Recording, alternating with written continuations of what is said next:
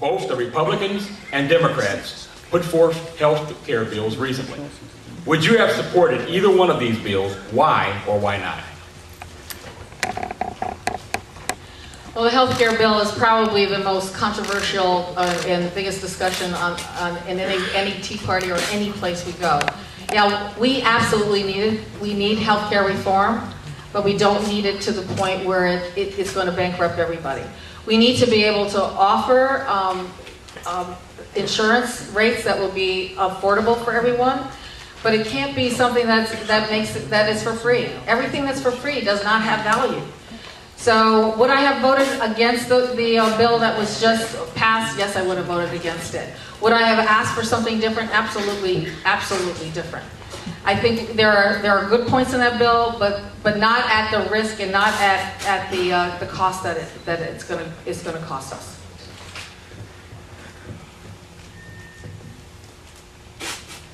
Healthcare run by the government is a violation of the United States Constitution.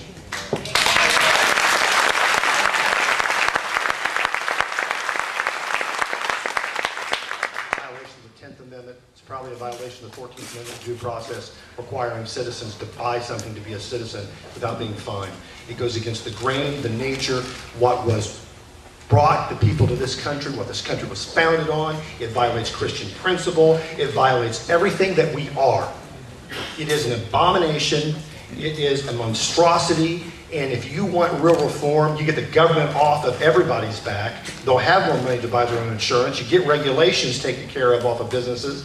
You give true tort reform so doctors don't have to do umpteen things just because they're worried about getting sued.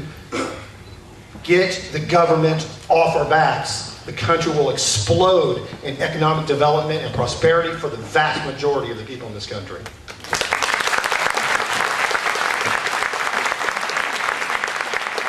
Has everybody had a chance to look at it? Do you realize who's going to enforce this new bill? It's going to be the IRS. $10 billion, 17,000 new agents.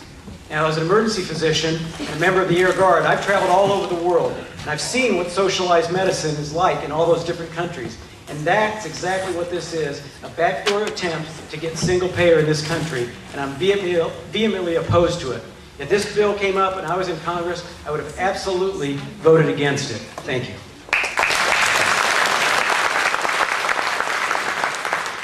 In this format, which I appreciate very much, it gets sort of tiring, so let me take a little different angle on this.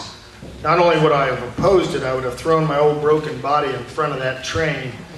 The problem is that if we hate it as delivered, the bad news is it's much worse. It's underfunded, it's much more expensive than advertised, it's much more adverse, and I look at this as a small businessman. We all talk about small business, but I'm self-employed and I have been for 15 years, and I've started 2 or 3 businesses, and all of you in the room that have done that know what I'm talking about.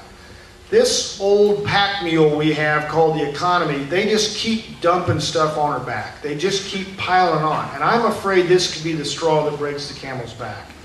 We have to first and foremost have a vibrant economy. It's okay to say that those are truly in need. We'll help them out on health insurance. We'll give them a boost up. This is an abomination, and I can't wait to get in Congress and vote to repeal it. Again,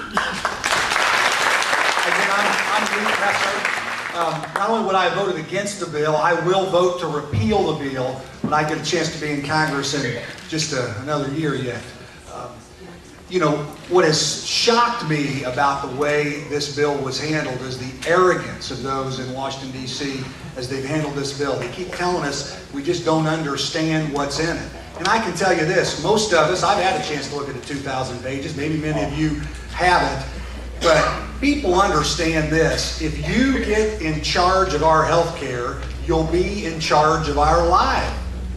And they don't want it. I think there are some good alternatives in the Republican plan, ideas about portability of policies and the like, and we ought to take an incremental market-based approach instead of putting government in charge of 17% of our economy and an even larger percentage of our lives. Thank you.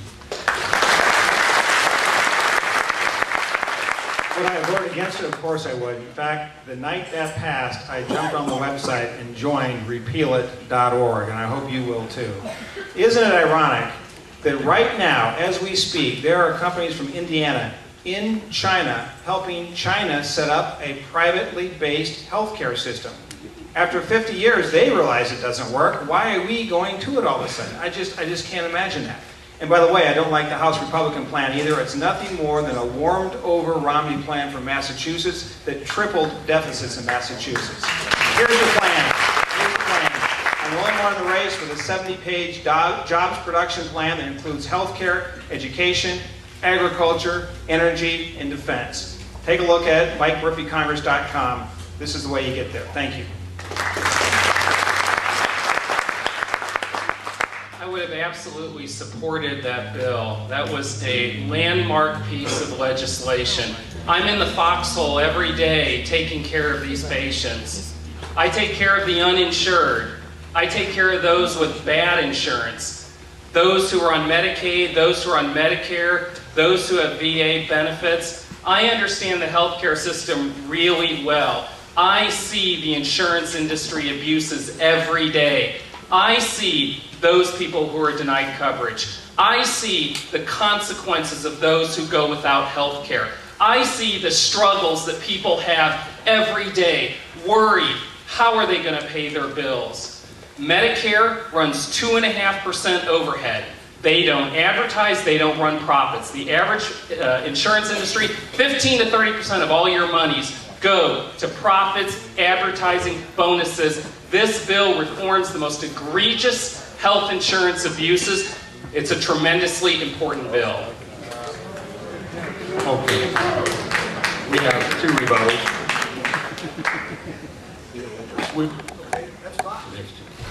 Is this on? Great.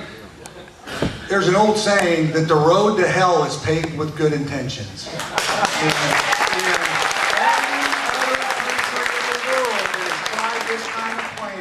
you've had rationing of care and a drop in quality and eventually even higher costs in the long run. The arrogance of people in your party who have told all of America to just shut up and listen and things will be okay is remarkable.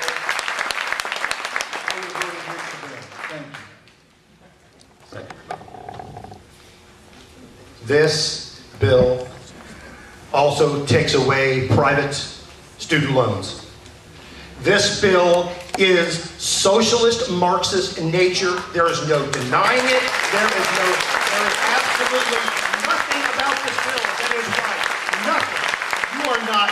Anybody that walks into a hospital will get care. Even illegal immigrants will get care. They will get the best care in the world. A lot of hospitals are nonprofit. They have to write off a certain amount so they can keep their nonprofit status. Don't give me that this is good for America, because this is the death knell of this country. Absolute death knell of this country.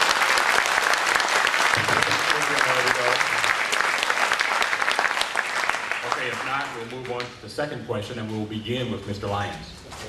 The question is, what economic philosophy do you follow, and why? I follow the Austrian system of economics, whereas government gets off the businesses back, they have the extra money, they invest. People are put to work. They will expand the tax base. You cut taxes, you give people their money, because what they will do is they will purchase, they will invest. That will send a signal to the producers that I need to produce more, which means that I have to hire more people, that increase the amount of people that are paying taxes. Ronald Reagan did it oh so well. In 1983, a 3-year cut, 25%. It went from a $550 tax revenue intake to $991 million in 6 years. That works. Government needs to get off our back. It's $1.3 trillion of regulation on our businesses every year. It is outrageous. It is destroying our economy. They want nothing more than to control us, and they do it financially. They do it religiously.